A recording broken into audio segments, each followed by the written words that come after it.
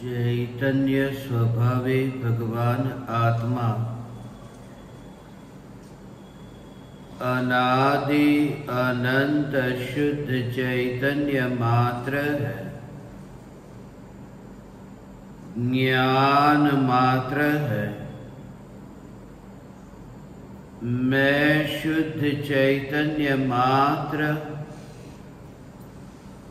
ज्ञान मात्र, भगवान आत्मा हूँ। प्रति समय यह जागृति बनी रहे,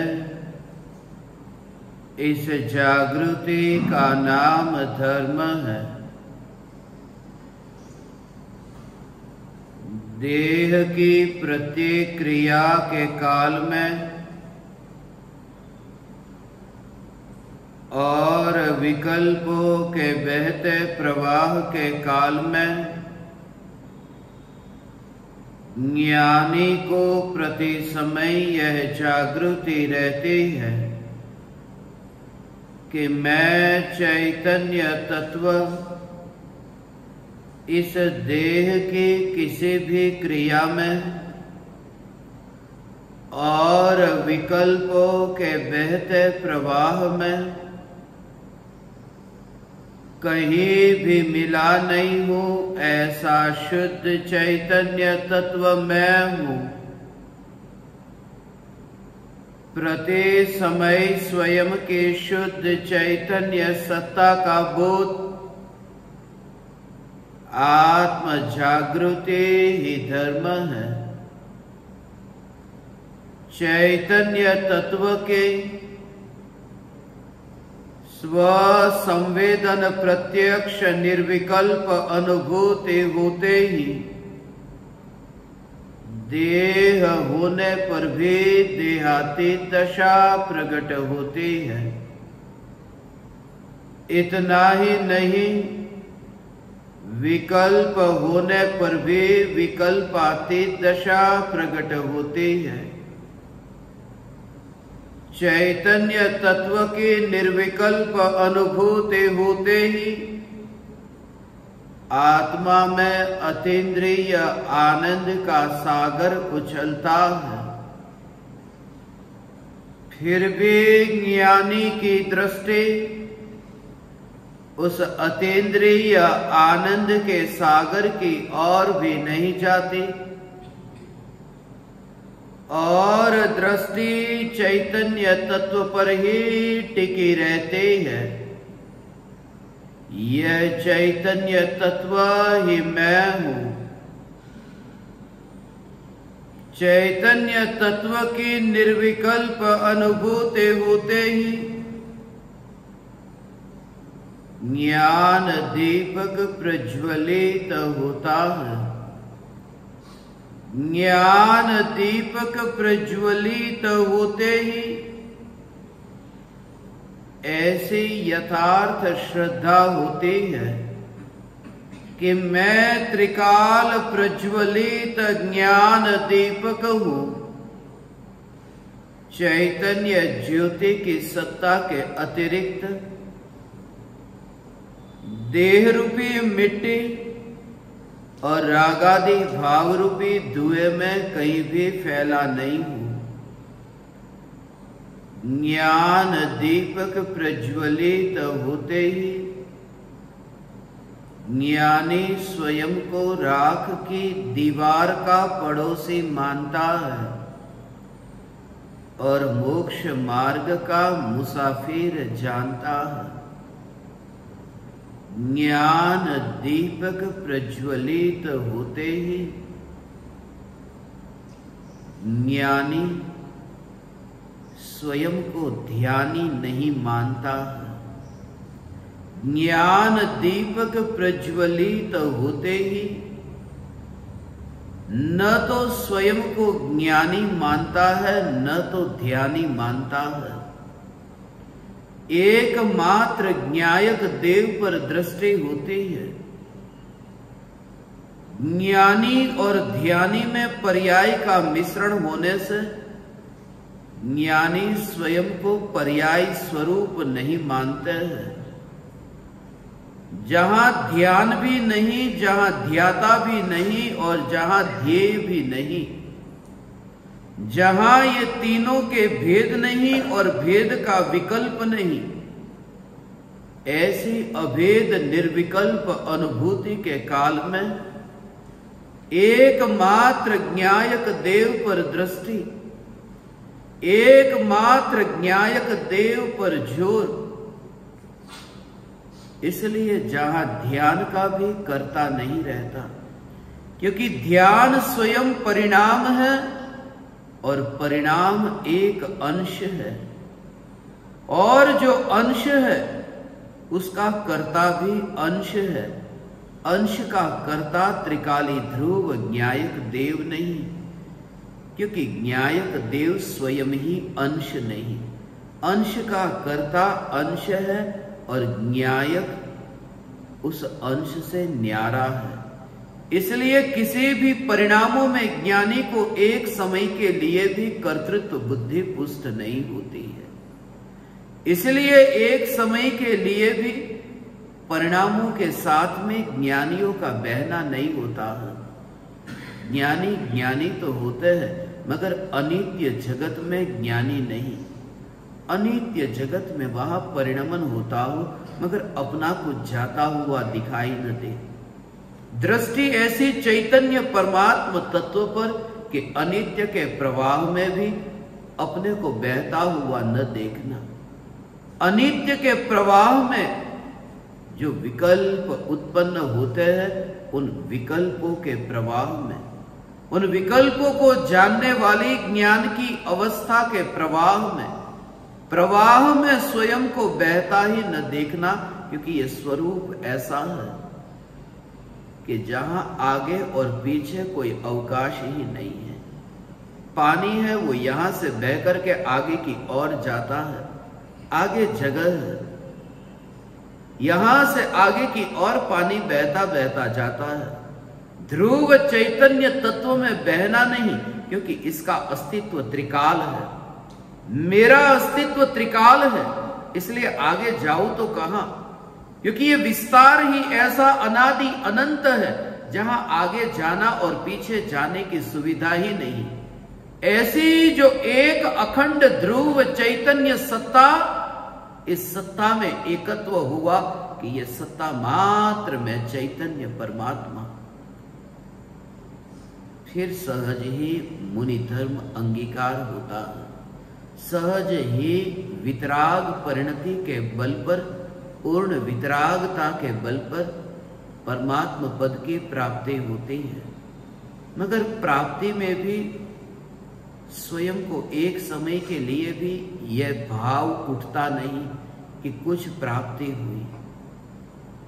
इतना ध्रुव का जोर, उसे इतना मुक्त होकर के जानना, इतना मुक्त होकर के जानना कि परिणति में जब निर्मलता प्रकट हो, और निर्मल परिणति जब ज्ञान में जानने में भी आती हो, मगर निर्मल परिणति भी प्रवाह, और ज्ञान में जहां समझ में आ रहा है कि मेरी दशा अब पहले से उच्चतर हो रही है, मगर वो जानने जानने जानने के प्रवाह में भी इतनी उदासीनता रहती है।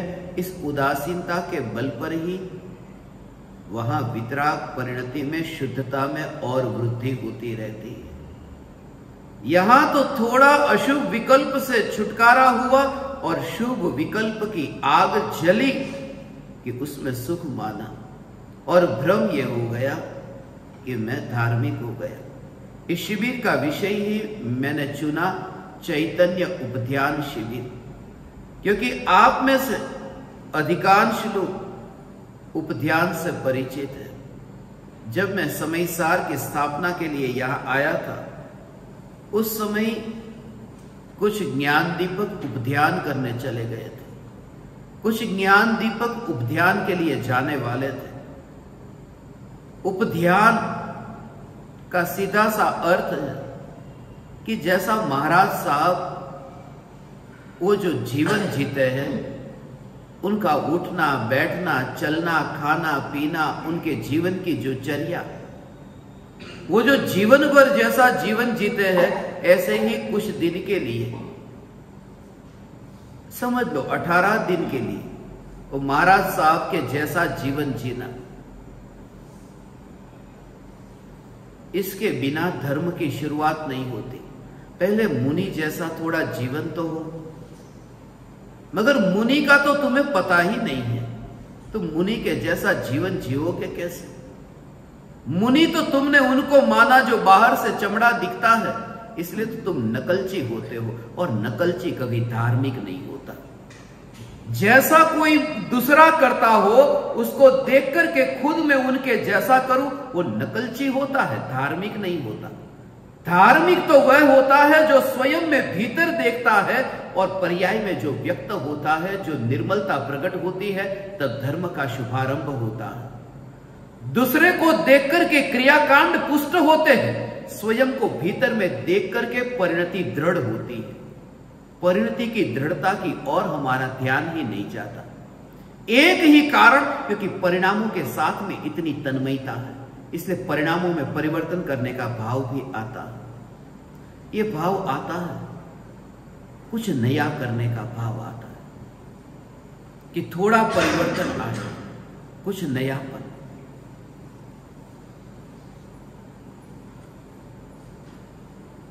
गृहस्थ का जीवन जी करके, जैसे रोज रोज हलवा पूरी खाते थे ना, अब नमकीन खाने का भाव आ गया। नमकीन खाया तो हलवा खाने का भाव आ गया। ये इंद्रियों के विषय का पोषण है और कुछ भी नहीं। ये इंद्रियों के विषयों का पोषण है कि पहले मैं यह क्रिया करता था, अब मैं दूसरी क्रिया करता हूं, मगर रस मेरा क्रिया में है, रस मेरा चैतन्य में नहीं है। और जब तक चैतन्य में रस नहीं जगा, तब तक कोई भी क्रिया वो मुक्ति का कारण नहीं। क्रिया मुक्ति का कारण कैसे होगी? ये परमाणुओं की क्रिया मुक्ति का कारण कैसे होगी? इस शिविर से पहले मुझे बहुत से ज्ञान दीपक ऐसे मिले थे, और भी साधक मिले थे जो उपध्यान का तो उपधान कर दिया है। ये शब्द भी इतना बदल दिया है। उपधान, धन धान्य दास दासी होते हैं ना, उपधान नहीं था, उपध्यान था। जैसे वो धन तेरस कर दिया, वो था तो ध्यान तेरस। दीपावली के 2 दिन पहले वो महावीर भगवान के उस ध्यान का प्रतीक है, जब महावीर भगवान की आखिरी दिव्य ध्वनि खिली थी, वो ध्यान तेरस थी, उसका हमने धन तेरस कर दिया।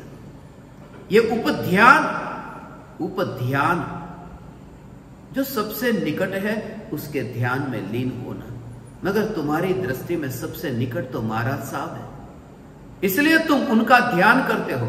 और ज्ञानी देखते हैं कि महाराज साहब नहीं, महाराज साहब के प्रति जो भक्ति का भाव यहाँ जगा, वो भी मुझे नजदीक नहीं दिखाई देता, वह भी दूर दिखाई देता है, क्योंकि वह जड़ दिखाई देता है और मैं चैतन्य हूं।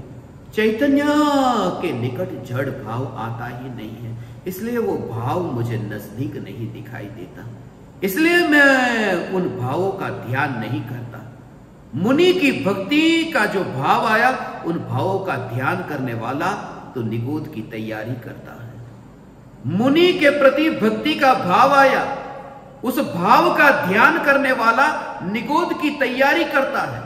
और मुनि के प्रति भक्ति का भाव आया, उस भाव का जिसे पता ही नहीं और ध्यान ढला न्यायक पर, वो सिद्धपुर की यात्रा करता है। ये शुरुआत तुम करो, तुम्हारा क्रियाकांड इतना पुष्ट हो रहा है, और धर्म के नाम पर जब पुष्ट होता है तो और मजा आता है। पहले तो क्रिया का रस था ही, मगर धर्म के नाम पर यह क्रिया का रस जो जगा कि थोड़े दिन के लिए तो मुनि धर्म को पालन करो।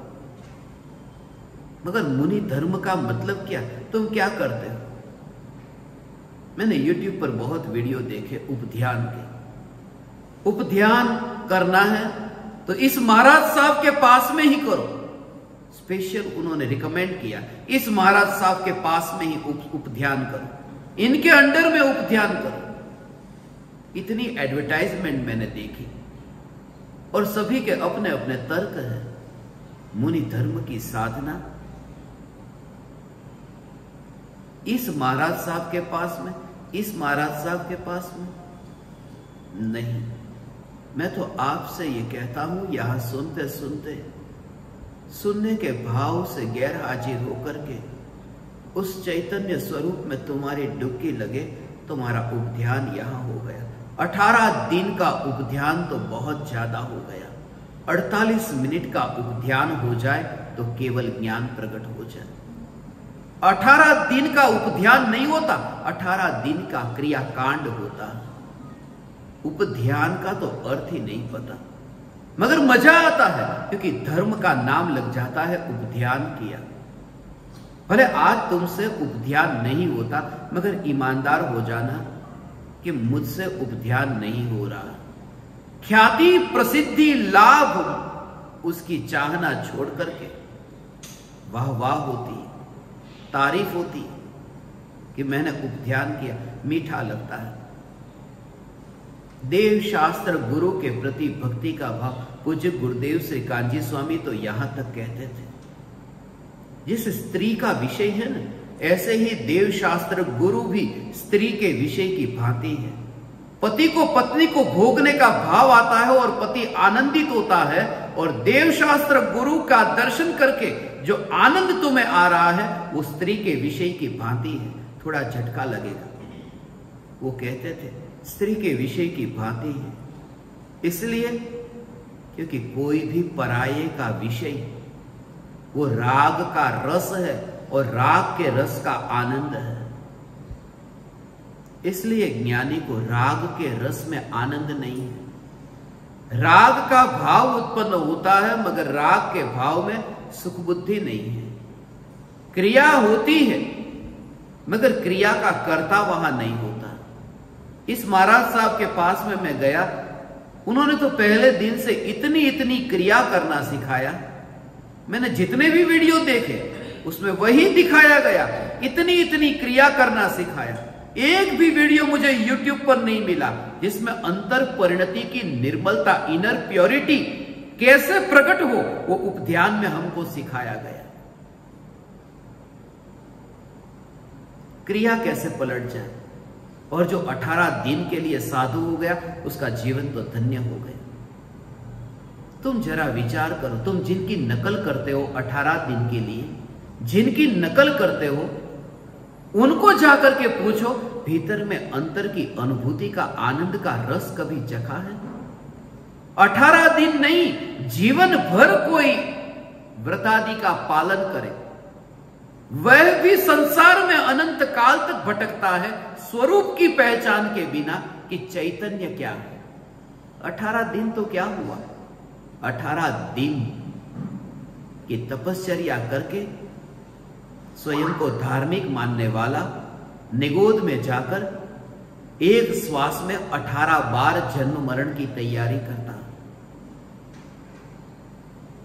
इसलिए मैं ऐसा धोखा समाज को न दूंगा, मैं नाटक न करूंगा। यदि बहुत भाव जगा तो शादी कर लूंगा, मगर कुछ दिन के लिए नाटक करके किसी स्त्री को अपने घर में 18 दिन रखूंगा नहीं। सच्चे भाव से नाटक नहीं करूंगा, सच्चे हृदय से मुनि धर्म अंगीकार करने का भाव आया वह करूंगा, मगर मुनि की नकल में नहीं करूंगा। मैंने आगम में कहीं पर भी ऐसी नकल नहीं पढ़ी कि कोई ज्ञानी जिनकी परिणति ऐसी निर्मल हुई है और तुम उनके पास में बैठ करके नाटक करो। बनारसी दास जी ने यह नाटक किया था, मगर वे प्रामाणिक थे, उन्होंने वो नाटक करना छोड़ दिया। आगरा में बनारसी दास जी अपने मित्रों के साथ में बैठ करके रात के समय दरवाजा बंद कर देते और बैठते, कुंडी लगा करके कपड़े उतार देते और पलाठी लगाकर, चौकड़ी लगाकर बैठ जाते। ऐसे मुनि होने की प्रैक्टिस करते थे।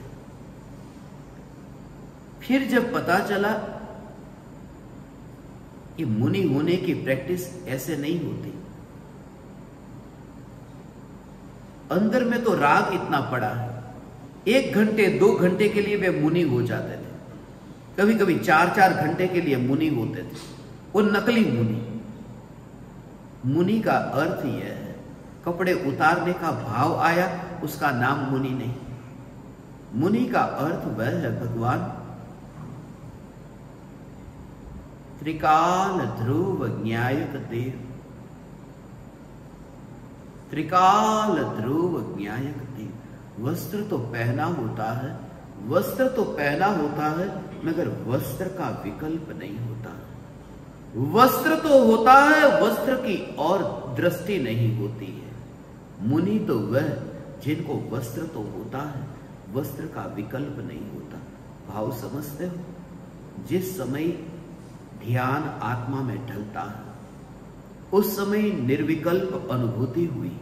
उस निर्विकल्प अनुभूति में ये जो ध्यान की अवस्था है, पहले भोगों के भाव की अवस्था थी, अब ध्यान अटेंशन एंग्रोस्ड हो गया।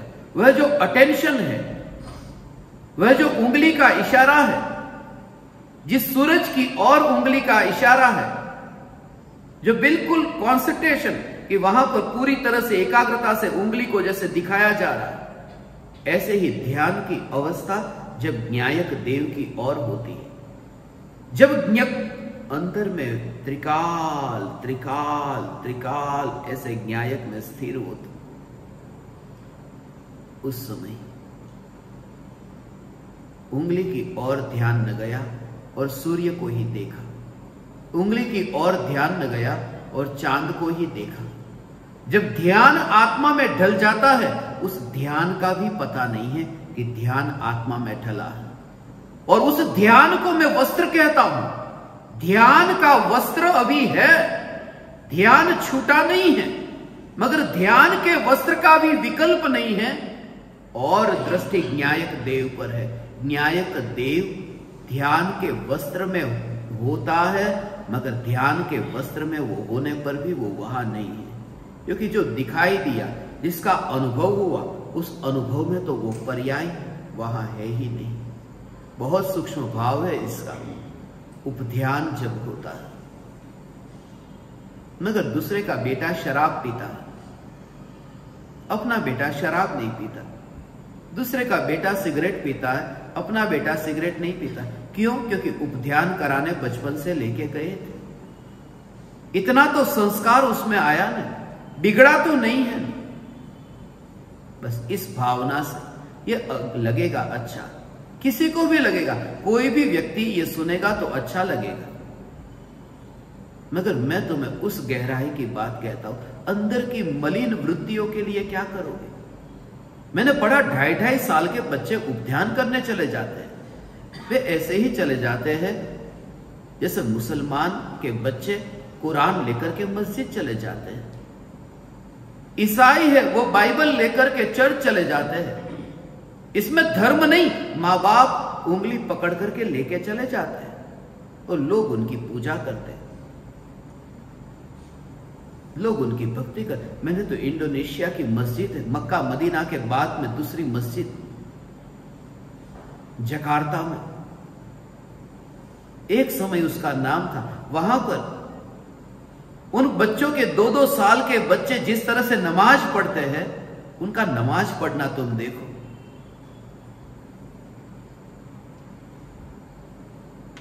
तुम्हारा मौलवी भी ऐसी नमाज नहीं पढ़ता होगा मस्जिद में, छोटे छोटे 2-2 साल के।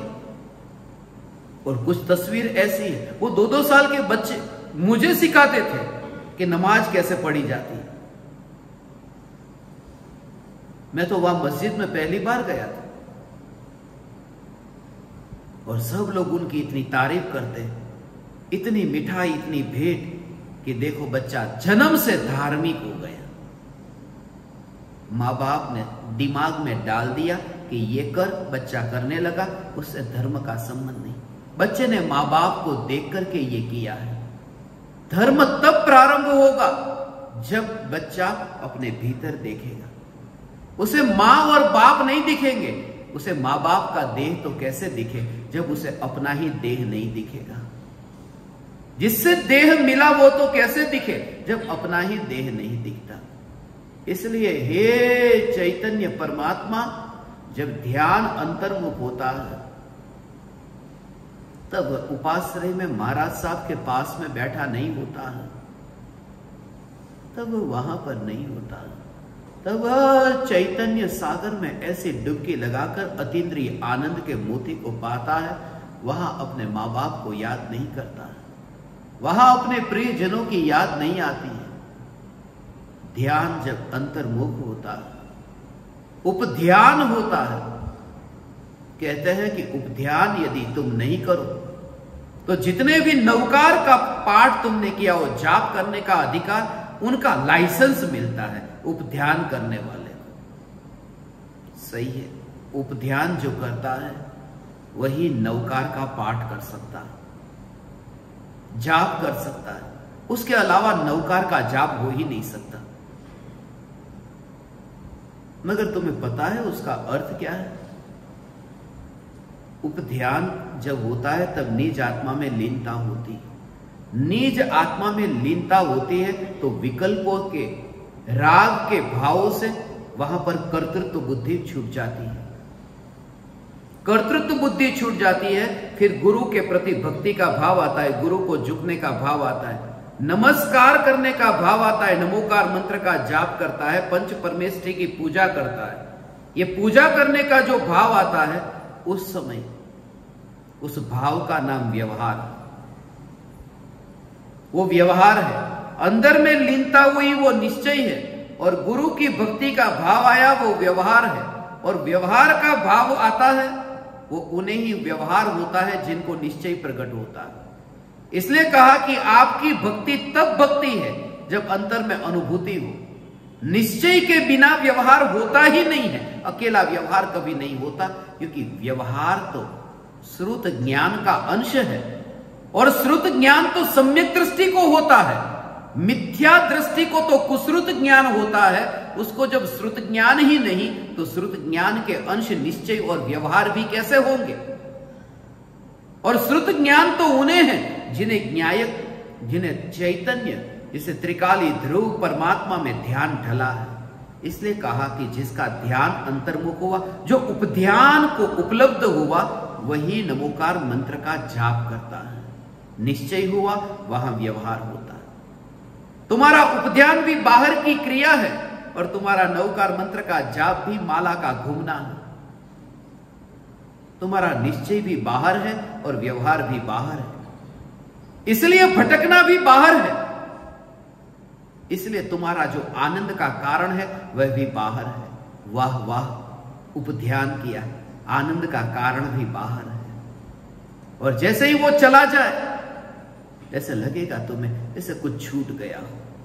वो मजा अलग होता है।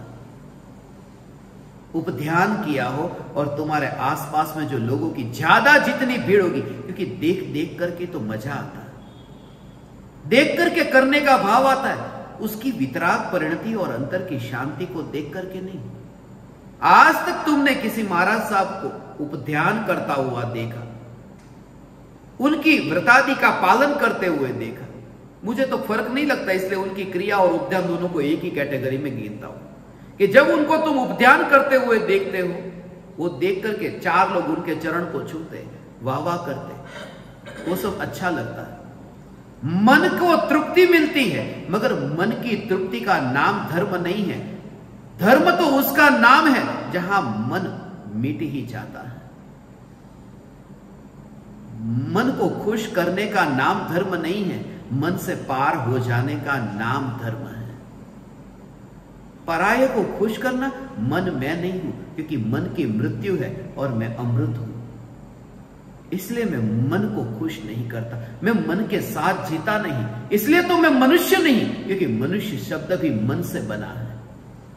मैं मनुष्य नहीं क्योंकि मन वाला नहीं, मैं न्यायक हूं।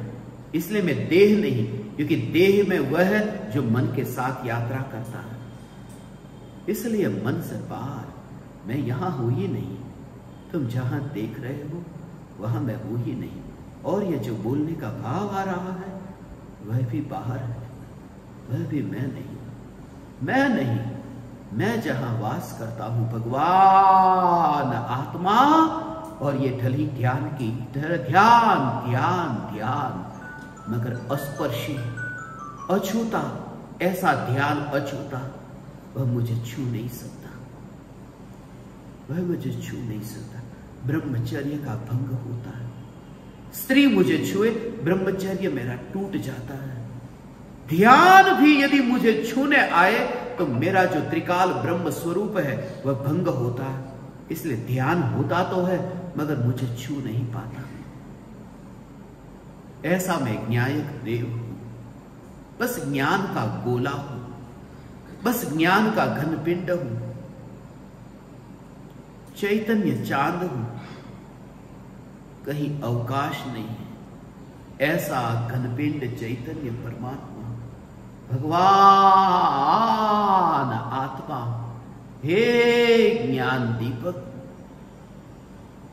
तुम पृथ्वी से थोड़े ऊपर उठ जाओ, तुम चलो, भाव से भीग करके तुम चलो, तुम्हें अनुभूति होगी मगर तुम अनुभवी नहीं होगे, तुम अनुभवी नहीं होगे। ऐसी ही तो दशा है। इसलिए तो भगवान आत्मा मृत्यु के काल में जो घटित होता है वह मृत्यु से पहले घटित हुआ।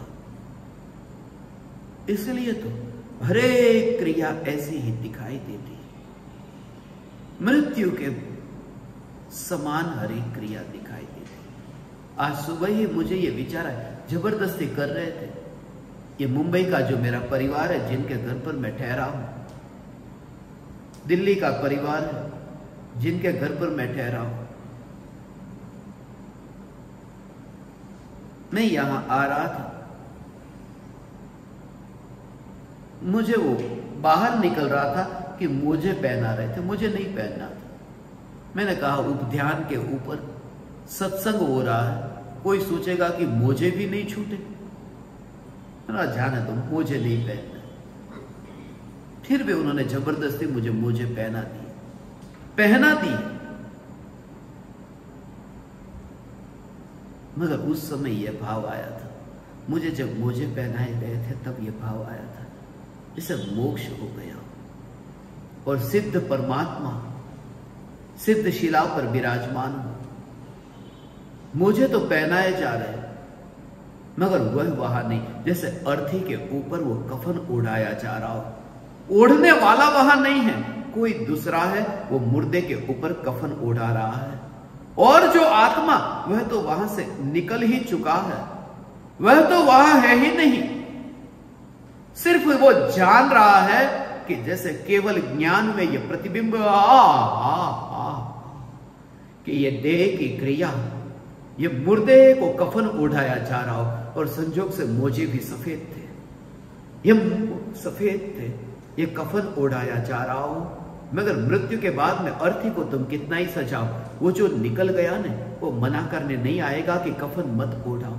इसलिए मैं चुपचाप बैठ गया, थोड़ी देर के लिए मैं बैठ ही गया, जाने का समय हो गया।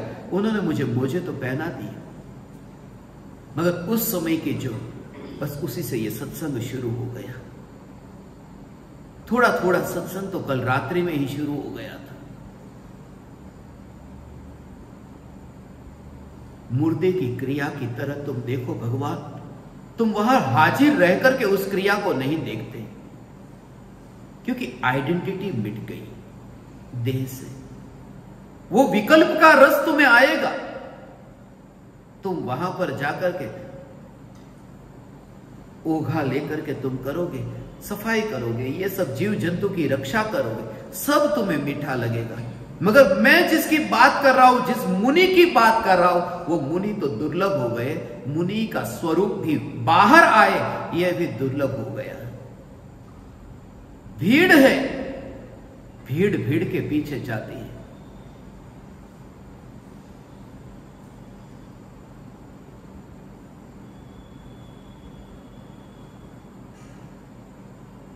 और नई नई क्रिया में तुम्हें सोचना नहीं पड़ेगा।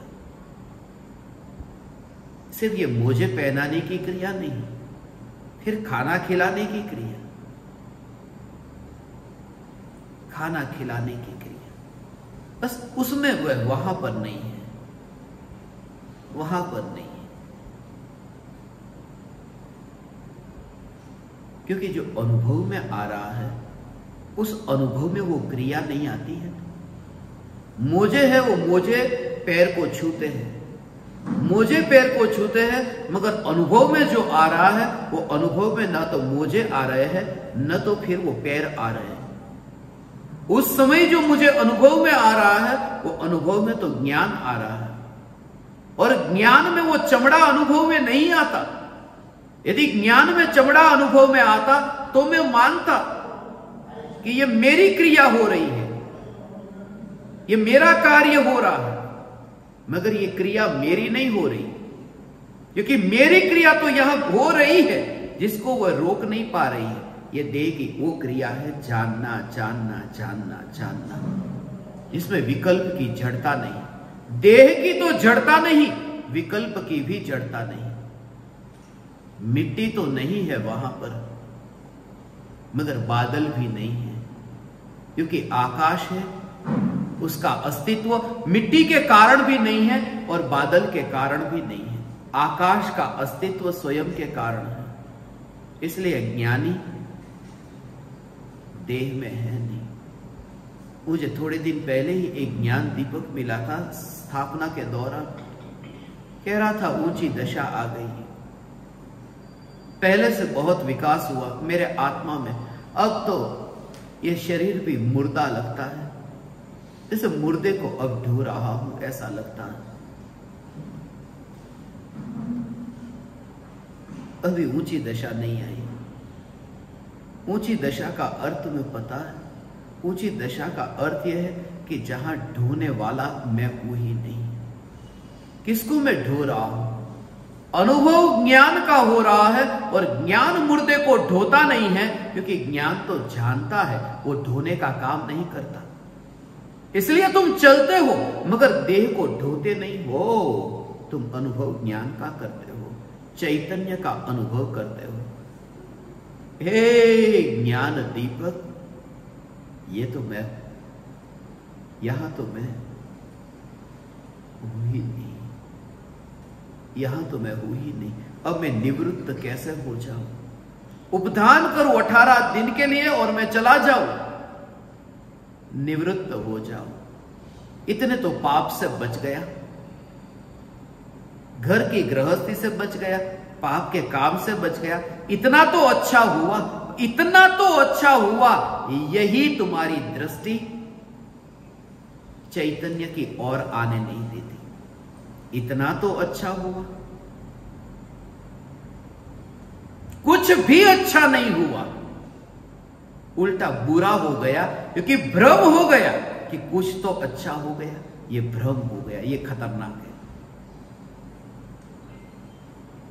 मैं निवृत्त कैसे हो जाऊं? ज्ञान निवृत्त हो जाए,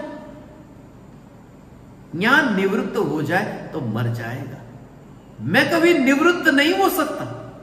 यहां तो सदैव प्रवृत्ति चल रही है, जानना जानना जानना, मगर जिसका जोर क्रिया पर है, वो कल भोजन कर रहा था, आज भोजन नहीं कर रहा है, तो उसे लगता है कि मैं निवृत्त हो गया, मगर निवृत्त मैं नहीं हुआ। निवृत्त हुई होगी कोई मेरी पड़ोसन, पड़ोसन की निवृत्ति हुई कि कल भोजन किया था और आज भोजन बंद हो गया। जो चैतन्य परमात्मा है वह तो ना प्रवृत्ति में है ना निवृत्ति में, क्योंकि ये देह की प्रवृत्ति और देह की निवृत्ति दूसरे को देख करके कि महाराज साहब जिंदगी भर के लिए इतना कर सकते हैं, तो मैं 18 दिन के लिए क्यों नहीं कर सकता? मैं क्यों नहीं कर सकता?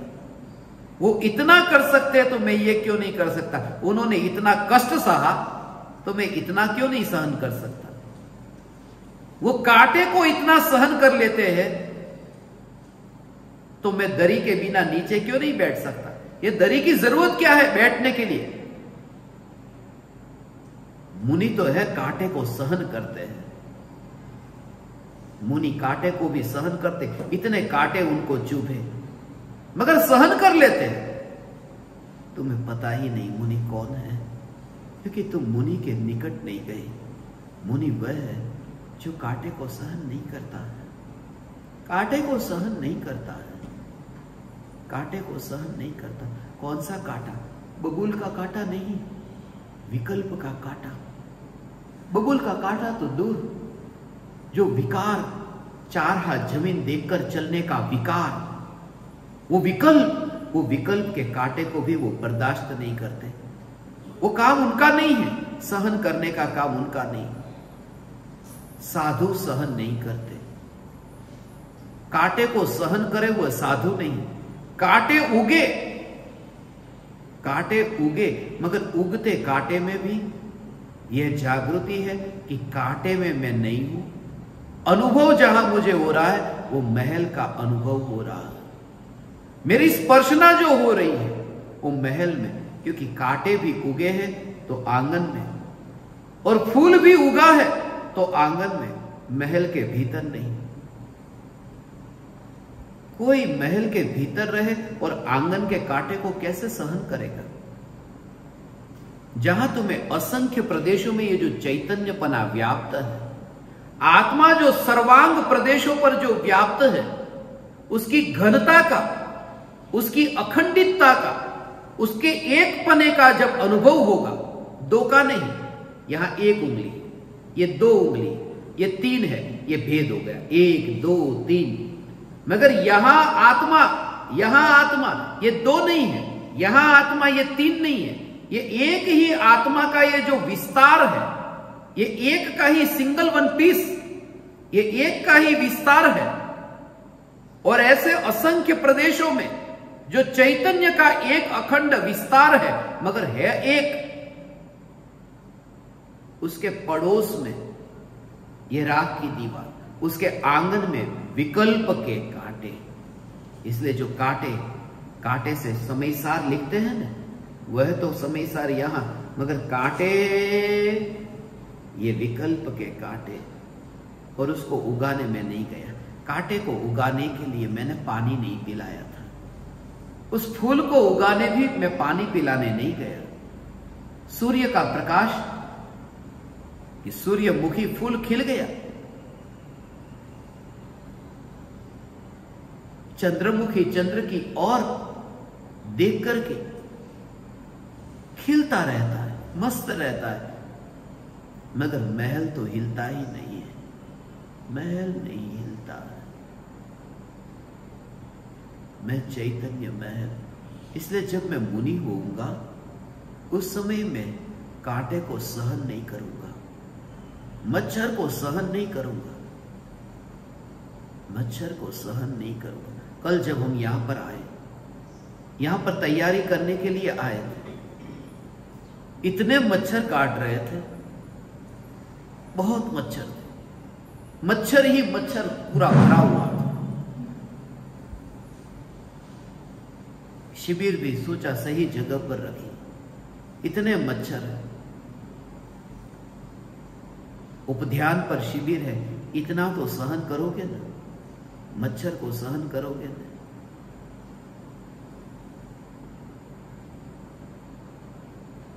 जो निर्मल ज्ञान का अनुभव हो रहा है, उस ज्ञान में खून का अनुभव कैसे होगा? खून की बोतल जैसे पड़ी हो ना, और खून की बोतल उसके ऊपर जैसे मच्छर बैठता हो, और तुम उस दृश्य को देखते हो कि खून की बोतल पर मच्छर बैठा, और तुम देखते हो दूर से, और दोनों के बीच में कांच की दीवार है, दूर दिखाई दे रहा है कि खून की बोतल है, यह भी दिखाई दे रहा है कि मच्छर है, मगर बीच में पारदर्शी ट्रांसपेरेंट एक दीवार है, और तुम यहां, तुम्हें कुछ भी नहीं हो रहा। मुनि को नहीं, सम्यक दृष्टि ज्ञानी धर्मात्मा को यह जागृति है। मुनि की बात तो बहुत ऊंची बात हो गई। आत्मज्ञान जब प्रकट होता है तो खून की बोतल, यही खून की बोतल है, कांच की बोतल नहीं, प्लास्टिक की नहीं, मगर चमड़ी की बोतल है जिसमें खून है, मच्छर बैठता है, मगर बीच में दीवार ये दिखाई देती है, ये अकर्तावाद के सिद्धांत की वज्र की ट्रांसपेरेंट दीवार, कि एक द्रव्य दूसरे द्रव्य में आ नहीं सकता। इसलिए ये दृश्य को देख करके जैसे कोई सम्राट यहां देखता हो और वहां खून की बोतल के ऊपर बैठे हुए उस मच्छर को देखता हो, मुनि सम्यक दृष्टि, ये मच्छर को यहां बैठता देखता है। मारने की बात तो वो तो बहुत दूर की, उड़ाने की बात तो दूर की, मगर मैं सहन करता हूं, यह भी भाव नहीं। कोई व्यक्ति ये कहेगा उस खून की बोतल के ऊपर मच्छर बैठता है, मैं मच्छर को सहन कर लेता हूं, क्योंकि उसे दिखाई दे रहा है कि जहां मैं हूं वहां वो नहीं है, सहन कैसे करूं। इसलिए ज्ञानी चैतन्य चैतन्य चैतन्य चैतन्य, ऐसी चैतन्य की मस्ती, हे ज्ञान दीपक तुम्हें प्रकट हो भगवान आत्मा। हा हा हा, ज्ञान ज्ञान ज्ञान, ऐसी अनुभूति तुम्हें हो, तुम देह की पीड़ा को सहन ही नहीं करते हो भगवान आत्मा, तुम सहन नहीं करते हो भगवान आत्मा, तुम सहन नहीं करते हो। कैसे सहन करो? जाना पड़ेगा वहां सहन करने के लिए, वहां पर जाना पड़ेगा। ज्ञानी तो वहां है ही नहीं। इसलिए कपड़े को देख करके, इसलिए चमड़े को देख करके ये अनुमान मत लगाना ये कि मैंने जिन 3000 महाराज साहबों को पढ़ाया है, उनमें से 100 जितने महाराज साहबों को तो मैंने ऐसे पढ़ाया है जो मच्छरदानी में बैठ करके पढ़े हैं।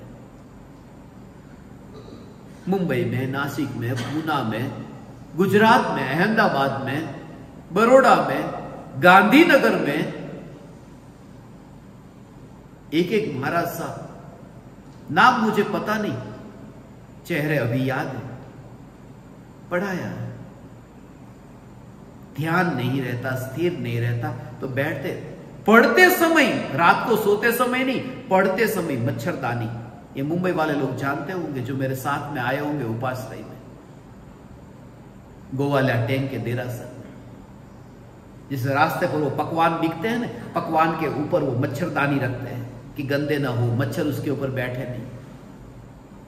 ऐसे ही पूरी बनी हुई मच्छरदानी वो पहन करके बैठते थे।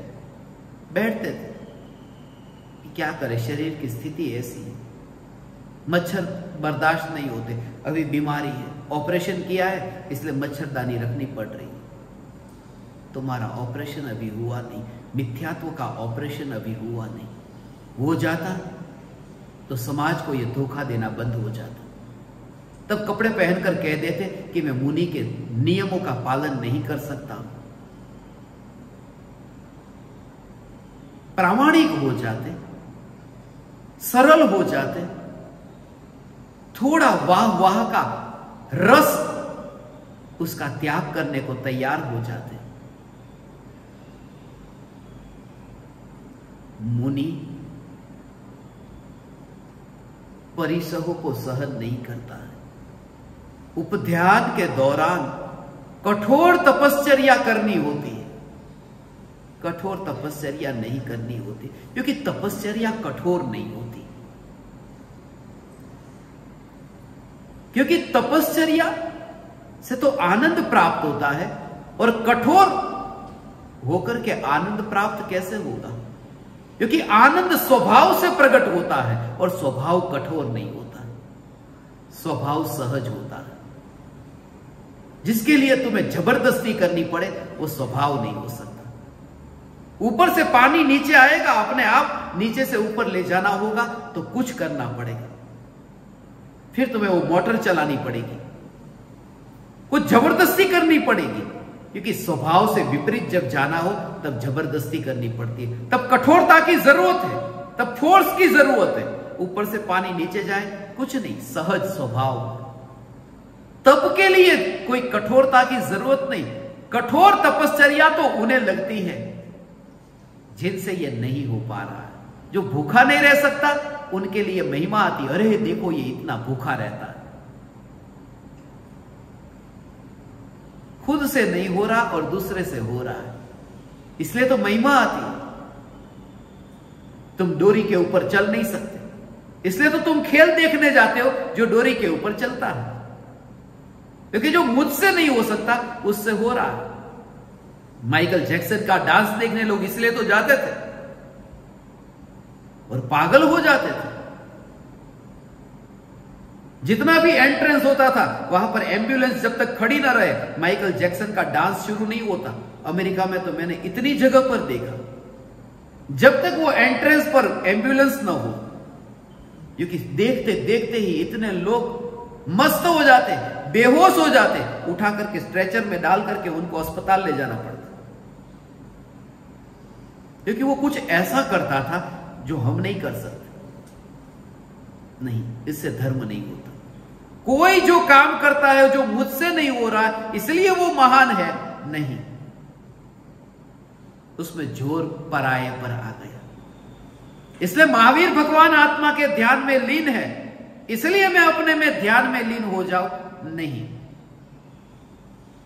मैं जब अपने ध्यान में लीन हुआ तब पता चला कि महावीर भगवान का ध्यान कैसा होगा, तब पता चला, उससे पहले तो चला ही नहीं।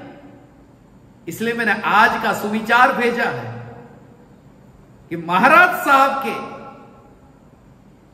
पास में तुम रहो, उनकी क्रियाओं को करो तो उपध्यान तुम्हारा होगा। महाराज साहब के पास में रहो, उपध्यान करो तो उनकी क्रिया का परिचय होगा कि वो क्या क्या करते हैं। वैसे तो पता ही नहीं था, बच्चे पहली बार गए, उनकी क्रिया देखो, सुबह से रात तक की क्रिया की लिस्ट है। मैं तो उनकी लिस्ट को एक बार मंगवाया था, सुबह से रात तक की, उसमें कहीं पर भी चैतन्य की साधना नहीं थी, आत्मा की आराधना नहीं थी, जीवों की रक्षा थी, खाना नहीं पीना नहीं, यह था।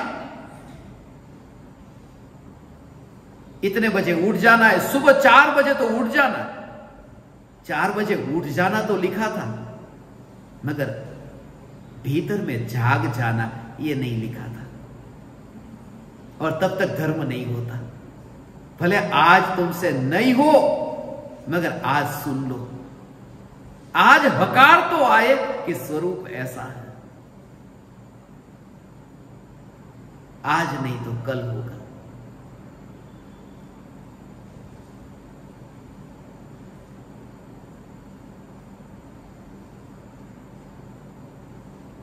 उपधान जब तुम करते हो, नए जीवन में प्रवेश करते हो। उपधान का नियम है, उस समय तुम मर्यादा में रहते हो, नए जीवन में प्रवेश हो गए, सही है। उपध्यान से नए जीवन में प्रवेश होता है।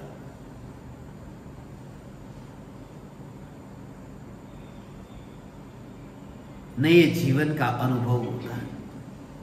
उपध्यान से नए जीवन का अनुभव होता।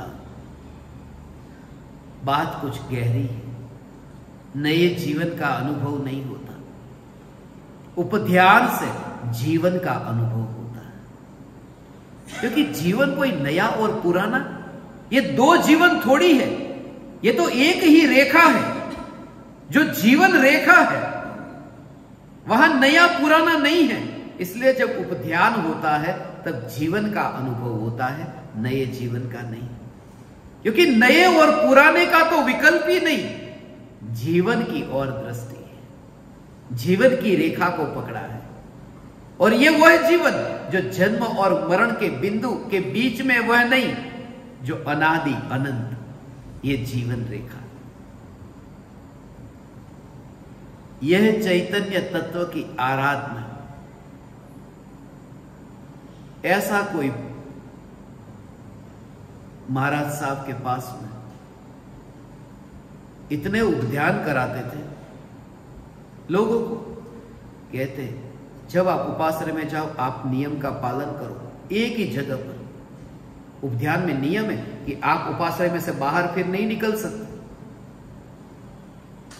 मगर अपना ही ज्ञान दीपक कहां बैठकर, अंबाला में उपध्यान का नियम था, कभी जरूरत हो तो निकल सकते। ये सब फ्लेक्सिबिलिटी है। आ गए, मेरे को मिलने के लिए आ गए। मैंने उनको पूछा आपका उपध्यान है, उसका क्या हुआ? बोले आत्मा का हित होता हो तो जाने की छूट है।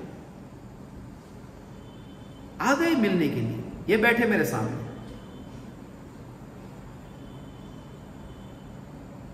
ये सब फ्लेक्सिबल है। कभी जरूरत पड़े, कोई बाप मर जाए, मां मर जाए, अब छूट गया, उसका प्रतिक्रमण कर ले। उपध्यान का पता नहीं है भगवान। हे चैतन्य परमात्मा, मैं तो उस दशा को प्राप्त होऊंगा। हे चैतन्य परमात्मा, जब तुम्हारे भीतर में ये अनुभव होता है, वन जंगल में हो, गुरु सामने आए, उपध्यान की तपस्या चलती हो और गुरु सामने आए, तो उपध्यान छोड़ करके जा सकते हैं। यह मान्यता मिथ्यात्व है। उपध्यान की तपस्या चलती हो और गुरु सामने आए। यहां तो ये कि गुरु सामने आए तो गुरु को भूल जाना और उपध्यान करना। मोहम्मद तो ये कहते हैं, मैं भी तुम्हारे सामने आऊं तो मुझे काट देना। उनके वाक्य को मैंने पढ़ा है। वो तलवार लेकर के जाते थे, अपने कि मार डालूंगा तू धर्म कर। उनकी स्टाइल कुछ अलग थी, खतरनाक थी। मैं ये नहीं कहता, मैं तो ये कहता हूं कि गुरु भी सामने आए तो तुझे ये अनुभव में आए कि आंख में नहीं आए, वे वहां है। और जिस आंख में भी नहीं आए तो आंख के भीतर जो है उसमें कैसे आएंगे। इसलिए गुरु मेरे पास में आए ही नहीं है। मेरी चारों ओर जहां मैं देखता हूं, चारों ओर ज्ञान दिखाई देता है। मिठाई की चारों ओर देखता हूं तो मिठास मिठास मिठास ही दिखाई देती, चारों ओर मिठाई दिखाई देती है। इसलिए मेरी चारों ओर मुझे ज्ञान का अनुभव, देह का नहीं, वैदिक उपध्यान टूटता नहीं। गुरु सामने आए नहीं, परमात्मा भी उतर आए नहीं, तो भी उपध्यान टूटता नहीं है। इसलिए चैतन्य उपध्यान लिखा। नजदीक कौन है? चैतन्य उपध्यान लिखा। महाराज साहब उपध्यान नहीं लिखा, उपाश्रय उपध्यान नहीं लिखा। उपाश्रय का तो नाम ही उल्टा कर दिया। कितना अच्छा शब्द था उपाश्रय, स्वरूप का आश्रय लेना, जो सबसे नजदीक। चैतन्य का आश्रय वो उपाश्रय है। हमने चार दीवार को उपाश्रय कह दिया, मकान को उपाश्रय बना दिया, इसलिए असली उपाश्रय से वंचित रह गए।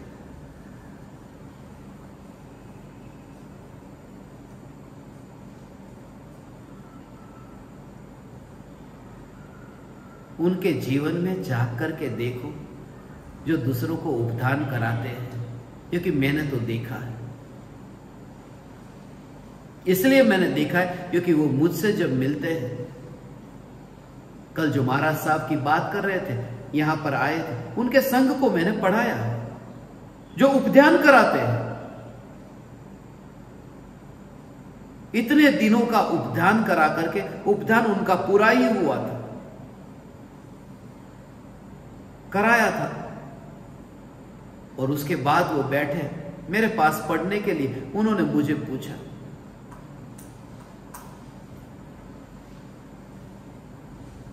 ये विकल्प टूटते क्यों नहीं, अंदर डुबकी लगती क्यों नहीं? और 108 लोगों ने उनके हाथ के नीचे उपध्यान किया था। 18 दिन का, जिन्होंने पूरे जीवन भर ये पालन किया और करने का नियम लिया, उनका जीवन जाग करके देखो। मैंने देखा है, इसलिए कहता हूं, स्वरूप के अलावा और कुछ भी नहीं। विकल्प कहेगा, मन कहेगा कि पराया अच्छा है, कम से कम ये तो अच्छा तो है, मन ये कहेगा, मगर तुम्हारी अंतर की श्रद्धा ये जांचती है, शांति नहीं मिलती। मैले कपड़े, गंदे कपड़े, कितने दिन से नहाए नहीं, कितने दिन से नहाए धोए, 18 दिन तक बिना नहाए धोए। मगर जब 18 दिन के बाद में जब तुम घर जाओगे और वह जो नाना होगा, वो 18 दिन का मैल जब निकलेगा, उस समय क्या भाव आता है, तुमने निरीक्षण किया? उस समय कितनी तुम्हें राहत मिलती है, वो तुमने अनुभव किया? वो रोज रोज का जो इकट्ठा हुआ ना, वो 18 गुना करोगे उससे भी ज्यादा रस वहां आया होगा। लेयर के ऊपर लेयर इकट्ठे हुए थे। मैल तो साधु का आभूषण है। मैल साधु का आभूषण नहीं है, वितराग परिणति साधु का आभूषण है। रत्नत्रय साधु का आभूषण है। संभाव साधु का आभूषण है। मौन साधु का आभूषण है। मगर प्रभावित हो जाते हैं। धन्य भागी हो तुम जो उस प्रभाव में फंसे नहीं। मेरे जैसा उपध्यान का चाहक कोई तुम्हें न मिलेगा। मैं विरोधी नहीं हूं। मैं मुनि के चरणों की धूल को चाटता हूं। मैं मुनिराज के दर्शन का पिपासु हूं। एक समय के लिए मुनि की संगति मिले तो चक्रवर्ती का वैभव वह भी मुझे कम दिखता है। मगर ऐसा मुनि कोई मिले तो सही। और उन मुनियों के चरणों में बैठ करके, मुनि से भी ऐसे मुनियों के चरणों में बैठ करके भी चरण की ओर से दृष्टि हट जाए। मुनि के चरण को छूता हूं और ध्यान हट जाए। और छूने वाला जिसको छू रहा है बस ऐसा ही हो जाए कि ये दोनों मुर्दे स्मशान में पड़े हुए हैं और मैं वहां नहीं रहूं। ऐसी दशा का नाम अनुभूति। मैं वहां नहीं रहूं।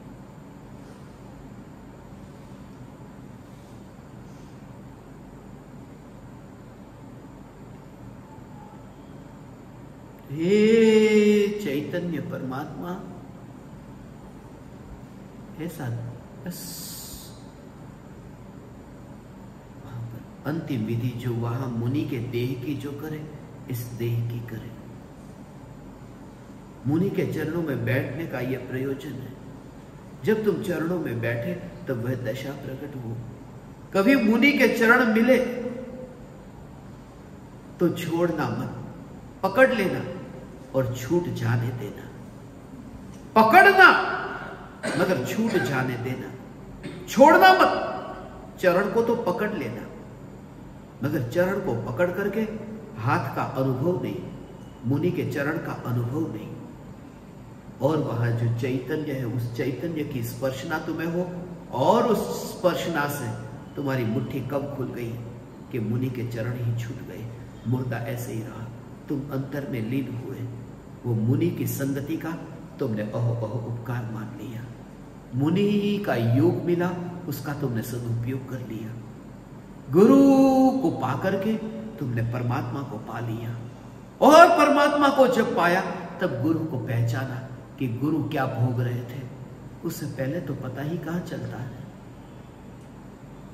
हे चैतन्य परमात्मा, हे ज्ञान दीपक, ये दुर्लभ है। मैं कुछ समय के लिए इस गृहस्थ दशा का मुसाफिर हूं। जाते जाते तुमसे ये संदेश देता हूं।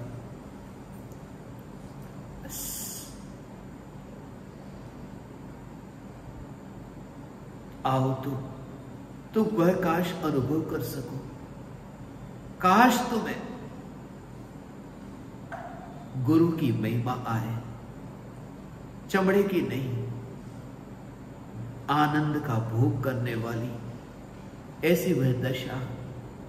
वितराग परिणति, वितराग परिणति, वितराग परिणति की गंगा चाह बहती हो।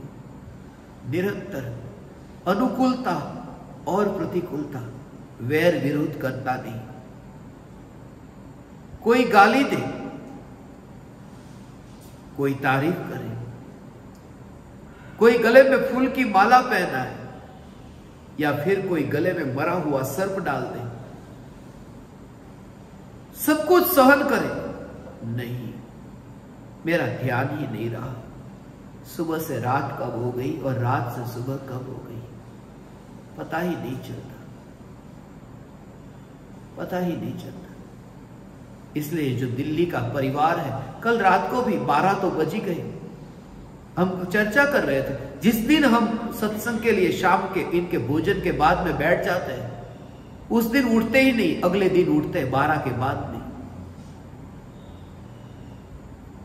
और प्रतिज्ञा लेकर के बैठते, बस मगर पता ही नहीं चलता, घड़ी की ओर ध्यान नहीं जाता, समय बदल गया पता ही नहीं चलता, क्योंकि दृष्टि है समय सार पर जो बदलता नहीं है। इस वजह से भगवान ओ तुम्हें वह समझ में आए,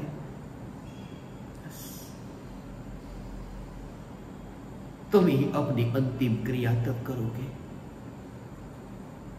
ऐसे ही दिखेगा, जैसे हाथ का मैल दूर होता है, ऐसे ही तुम्हें दिखेगा। मुर्दा मुर्दे को धो रहा है, मरने के बाद में मुर्दे को धोने वाला कोई और होता है। मुर्दे को नहलाते हैं, नए कपड़े पहनाते हैं, आखिरी स्नान कराते हैं, अंतिम यात्रा पर वह मुर्दा निकलता है। अंतिम यात्रा ज्ञानी को तो प्रति समय दिखता है। अंतिम यात्रा मुर्दे की होती है, जिंदा की नहीं। अंतिम यात्रा मुर्दे की है। और मैं चैतन्य परमात्मा, मैं देह में अपने को देखता ही नहीं, इसलिए मैं देह को जिंदा नहीं देखता, मुर्दा देखता हूं। इसलिए जब आज मैं ऊपर से नीचे उतर रहा था, ऐसा लगा ये सीढ़ियों से मुर्दा कैसे नीचे उतर रहा है। अभी जब सत्संग के लिए मैं आया, मुर्दा, ये अंतिम यात्रा निकली, मुर्दे की अंतिम यात्रा। क्योंकि मुर्दा वह जहां चैतन्य नहीं, और मुर्दा जो चले वह अंतिम यात्रा। 4 लोग तो मुझे उठाते ही नहीं, और ये अंतिम यात्रा, ये अंतिम यात्रा कैसे? कल 4 की ही बात चल रही थी, इसलिए वो 4, राजेश के परिवार में जो 4 लोग, वो 4 की याद आ रही थी। मुर्दे को उठा करके 4 जाते, क्योंकि कल चर्चा चल रही थी। मैं उससे पहले आपको ये बता दूं, समय सार की स्थापना जो 142 केंद्रों पर हुई, अभी होने वाली है, कुछ जो बाकी अधूरी बची है प्रदेश की, भारत की सब हो चुकी। यूनिवर्सल समय सार एट 100 के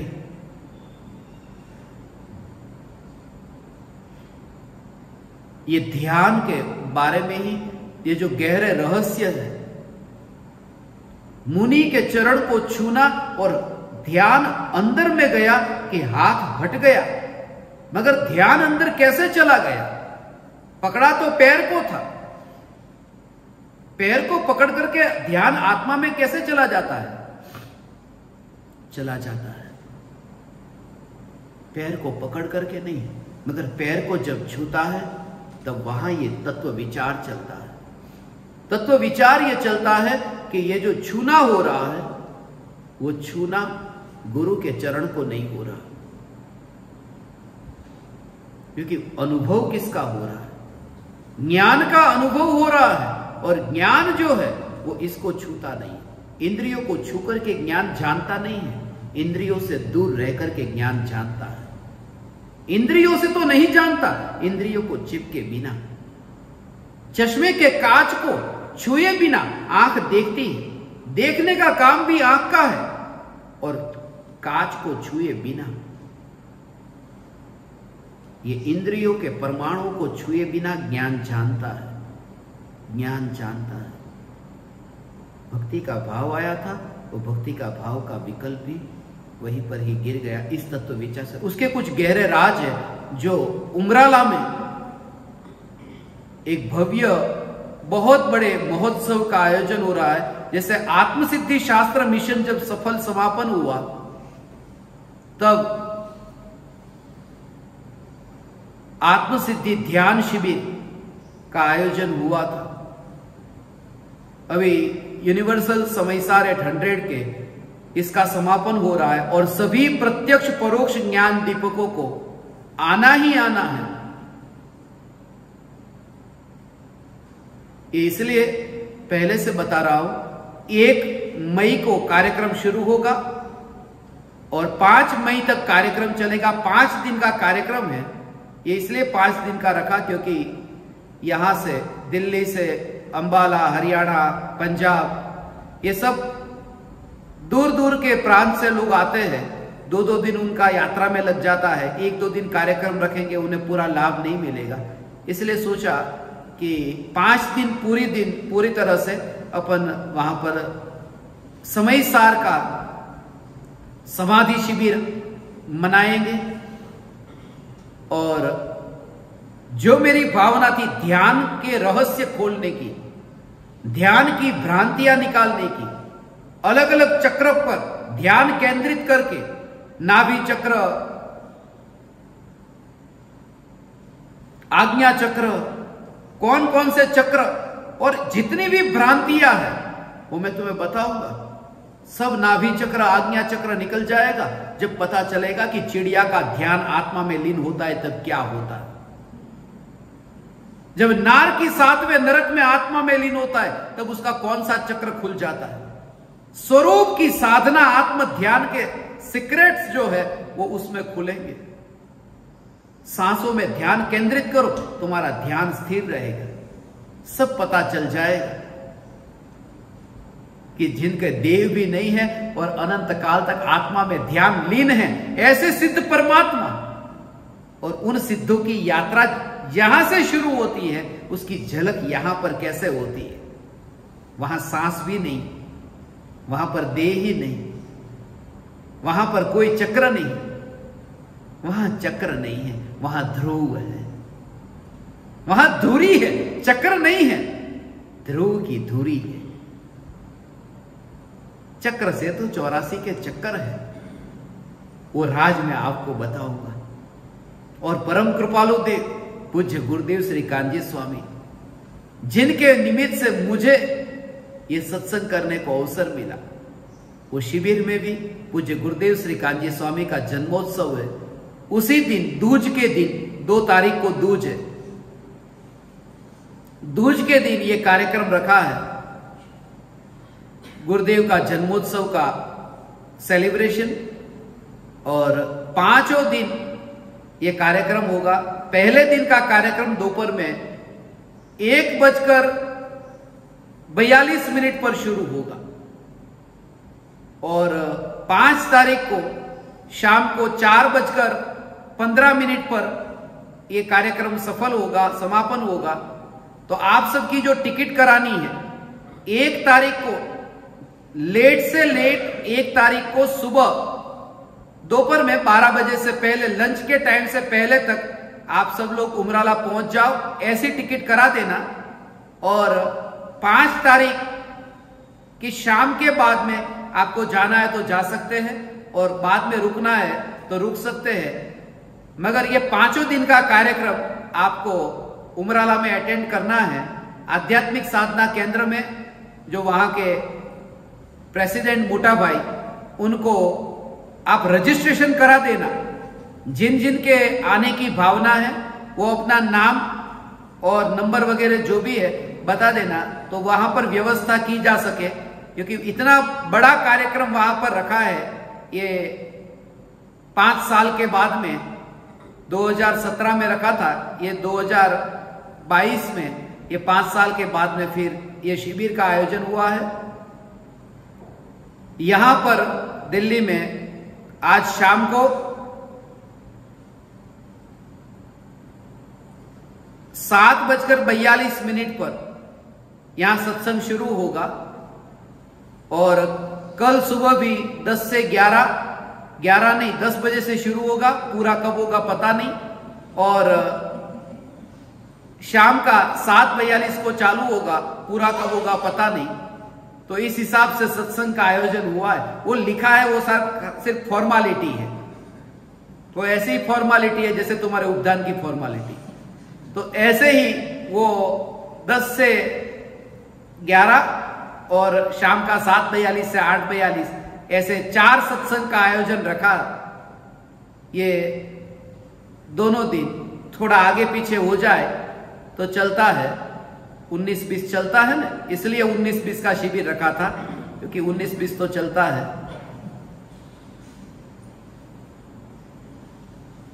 यहां जो दिल्ली में रहते हैं उन ज्ञान दीपकों में थोड़ा तो विवेक होना चाहिए कि इतना दूर दूर से मैं जब आकर के आपके लिए इतना आ सकता हूं, तो उतने प्रमादी मत बनो, उतने आलसी मत बनो। अभी मौत आएगी तो अस्पताल भाग करके जाओगे कि नहीं? अभी तुम्हारी बेटी या बेटा मरता हो तो तुम भागोगे कि नहीं? तो ये मौत मिथ्यात्व की है। जो तुम्हारी बेटी है, जो खतरनाक है, जिसने तुम्हें जहर पिलाया है, उसकी मृत्यु में तुम नहीं आओगे। तो ये अवसर तुम्हें दिल्ली में मिला है, इतने दूर दूर से, अंबाला से, मुरादाबाद से और इतने दूर दूर से, नोएडा से, पूरे दिल्ली से यहां पर ज्ञान दीपक पधारे हैं। मैं ऋणी हूं आप ज्ञान दीपकों का, साधकों का, जिन्होंने आकर के मुझे सत्संग करने का अवसर दिया। मेरा इतना समय सत्संग में रहा। मैं आप समस्त परमात्माओं को मेरे हृदय के अंतःकरण से प्रणाम करता हूं। मेरे प्रणाम स्वीकार करें।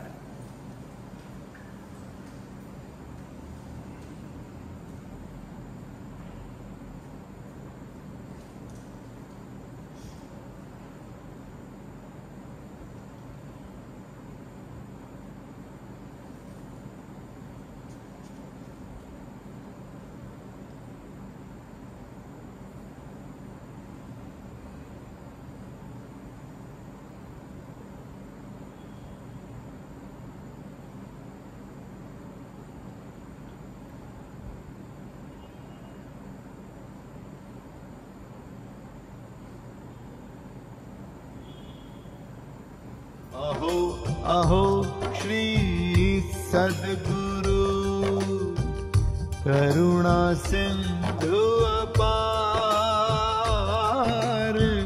इस पामर पर प्रभु किया अहो अहो उपकार, अहो अहो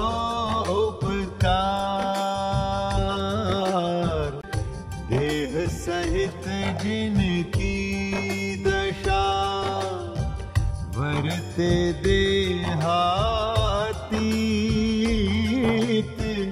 उन ज्ञानी के चरण में हो वंदन अगणित,